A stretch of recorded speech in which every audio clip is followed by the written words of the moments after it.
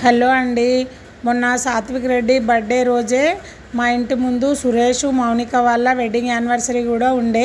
వీళ్ళు మార్నింగ్ అయితే టెంపుల్కి వెళ్ళి ఈవినింగ్ వరకు రాలేదు. ఈవినింగ్ వచ్చిండ్రు.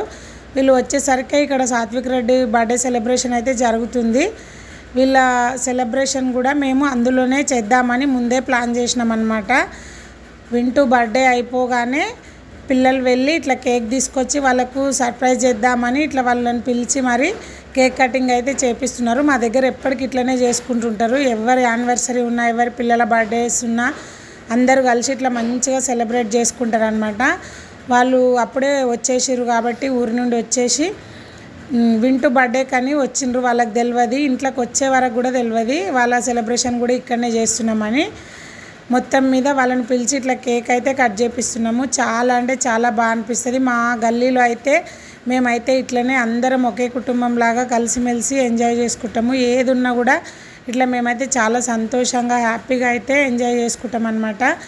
పిల్లలందరూ అల్లరి చూడండి. 2 సెలబ్రేషన్స్ ఒకటేసారి వచ్చినాయి కదా, వాళ్ళకైతే చాలా హ్యాపీగా ఉంది. బర్త్డే సెలబ్రేషన్ చేసిన తర్వాత ఇట్లా వెడ్డింగ్ యానివర్సరీ సెలబ్రేషన్ కూడా జరుపుకుంటున్నాం కదా. పిల్లలకు ఫుల్ ఎంజాయ్ ఉంది. మాకు కూడా చాలా ఎంజాయ్ అనిపించింది.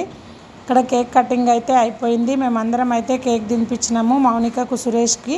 మీ అందరూ కూడా పెళ్లి రోజు శుభాకాంక్షలు చెప్పండి. వాళ్ళు మంచిగా ఉండాలని మీ అందరూ కూడా మాతో పాటు ఆశీర్వదించండి.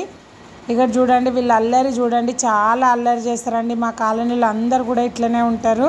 చాలా సంతోషంగా అనిపిస్తుంది. ఇది ఫ్రెండ్స్, నచ్చితే ఒక లైక్ ఇవ్వండి. Thank you.